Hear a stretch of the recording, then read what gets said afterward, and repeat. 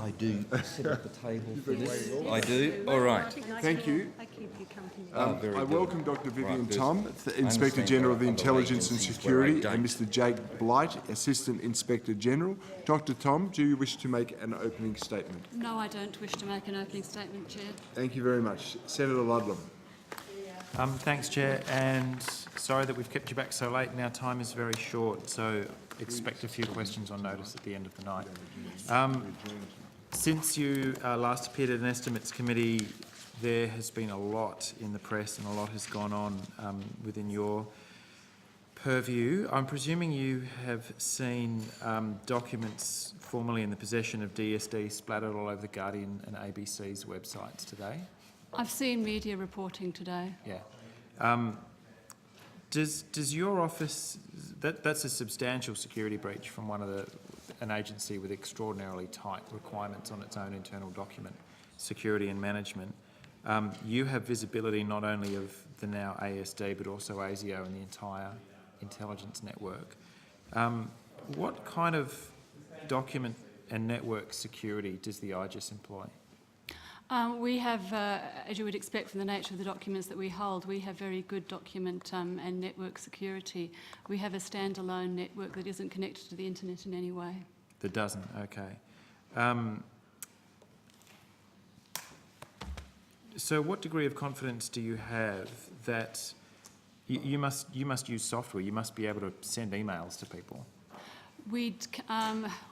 We don't send emails except internally on the system on which we keep our very sensitive documents. So Okay. it's a local area network within the office. How do you transmit outside that network to your boss or the agencies that you deal with? We deal mainly in paper. Is that right? Yes. Okay. Do you think that kind of network, you're not really in a position to apply advice to other agencies as to their own security, presumably? No, that's the role of the Australian Signals Directorate. They're the ones who've who've lost custody of the material that is now the most looked at story on the Guardian International's website. But I'll let that pass.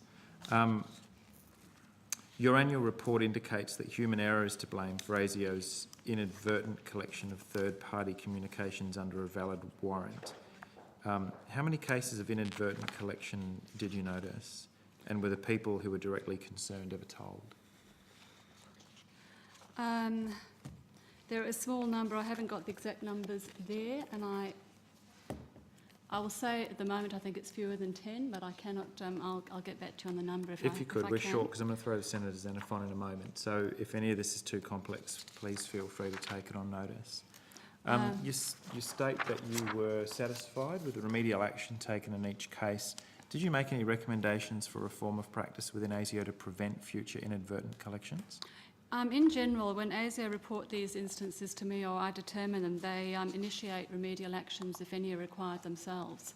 In these instances, as far as I can recollect, it wasn't necessary for me to suggest remedial actions. Okay. I spoke to ASIO's DG earlier about data collection and the fact that because they don't have reporting obligations under the TIA Act, we have no idea how much metadata material they're scooping up, which nearly all other agencies report in the TIA Act annual report. Do you have visibility of the volume of warrantless surveillance requests that ASIO make?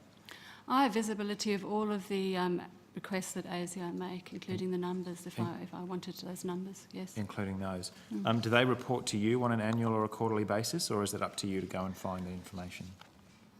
I could find out the information. I think we do get an annual reporting on the numbers, but I'm not sure I can get back to you on that. Oh, I know you're not going to be able to tell me what the numbers are. I'm not going to be able to tell you what the numbers are, You're but welcome in terms to of if the you want reporting. to, but I wasn't expecting you to.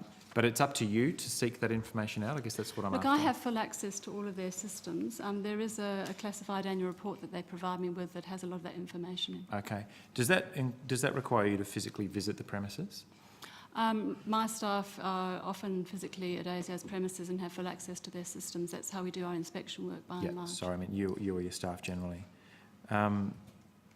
In your annual report, and this is the last one from me, you also mention having removed the international travel budget, limited interstate travel, reduced consultancy and legal costs to amounts that seem quite negligible to me. What impact does that have on your work? And are you subject to any further efficiency I don't know what it's called under this government, but is your budget still being chopped up?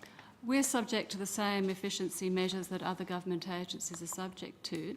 I think the reduction in, for example, overseas travel budget was sustainable for 1 year, but will not be sustainable into the future. I would have thought for a very small agency, it has a proportionally greater impact on your operations than something very large.